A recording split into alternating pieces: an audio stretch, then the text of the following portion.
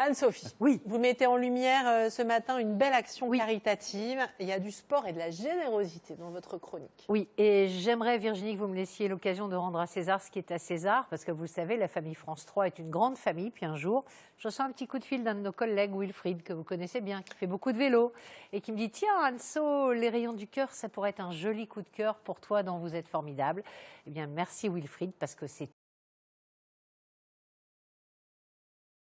un très joli coup de cœur.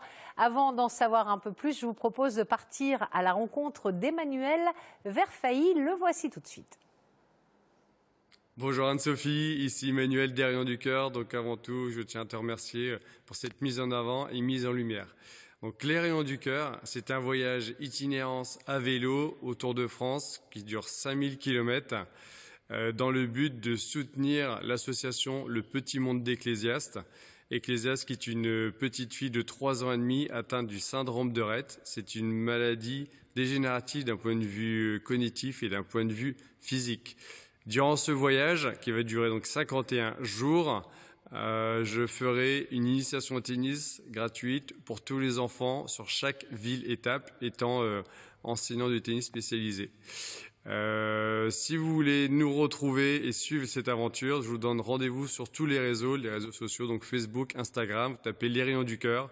Et le grand départ donc, sera sur Hasbrook le samedi 25 juin. Je vous remercie et je vous dis à très vite. Voilà, eh ben, belle initiative.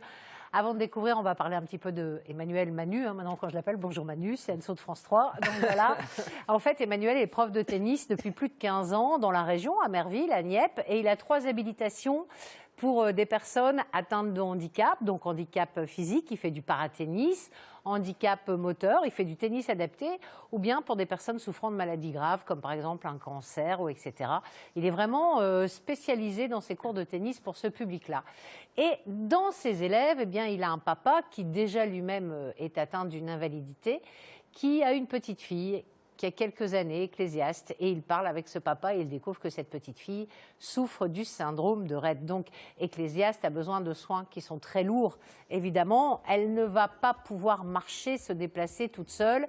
Et Emmanuel, qui est aussi un biker un peu solitaire, qui adore les voyages, comme ça, s'est dit, bah, tiens, je vais faire quelque chose pour récolter de l'argent pour cette petite puce. Donc, il part le 25 novembre depuis Hasbrook. Il a prévu de faire 5000 km. 25 novembre Le 25 juin.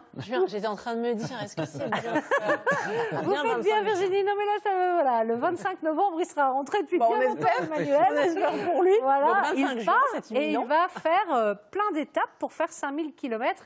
Mais il a besoin de nous, évidemment, puisque le grand départ, c'est dans quelques semaines maintenant. Il a besoin de nous, pourquoi? Je vais vous expliquer. En fait, pour le fonctionnement de cette opération, le budget est grosso modo de 6 500 €. Ça finance le vélo, la location du véhicule, ça finance l'hébergement, le budget nourriture. Et en fait, son objectif, c'est de peu ou pas du tout dépenser ce budget pour, lorsqu'il arrivera aux alentours du 20 août du côté d'Auchel, remettre l'intégralité du budget. Donc on peut l'héberger peut-être en chemin. Voilà, vous avez un sandwich, tout compris. On peut l'héberger, on peut l'accueillir le soir pour lui offrir un repas, un petit déj le lendemain matin avant de repartir. Chaque étape fait entre 4 et 7 heures. Alors, il ne va pas faire toutes les étapes tout seul. Il y a une super copine à lui qui s'appelle Marion, qui est aussi très aventurière dans l'esprit et qui joue au tennis, qui va l'accompagner d'Hasbrook à Genève, me semble-t-il.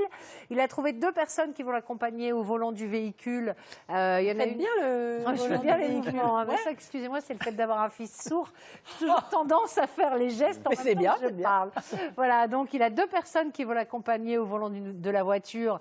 Escorte, dirais-je. C'est Eva, qui est une jeune étudiante. Et puis la deuxième, j'ai oublié le prénom, honte à moi, c'est Sabine. Donc Sabine, qui elle est en rémission d'un cancer, qui est retraitée et qui est même prête à payer les pleins d'essence pour faire Marseille-Auchel.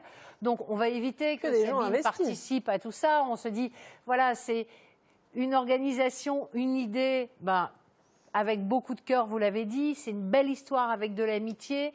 Ils recherchent une asso qui pourrait recueillir les dons pour faire un justificatif pour les déductions d'impôts à celles et ceux qui donneraient.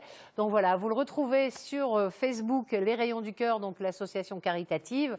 Et puis vous pouvez leur donner un petit coup de pouce. Puis si vous êtes en vacances, du côté de là où il va passer, vous le contactez directement via Messenger. Vous lui dites, je serai là. Vous pouvez l'accompagner pour un bout de chemin, 20 km, 30 km, l'héberger, le nourrir. Voilà. Trop bien, trop chouette. Ça avait l'air de vous émouvoir, cette histoire? Oui, tout à fait. Je suis très émotif, donc voilà. Pourtant, vous êtes à fond dans les films d'action. Oui, mais bon, comme on dit, il faut se méfier des apparences. Il y a un petit cœur qui se cache. Ah, il va bientôt nous écrire une histoire d'amour. Vous n'avez pas envie d'écrire un film d'amour? Ah, je pourrais.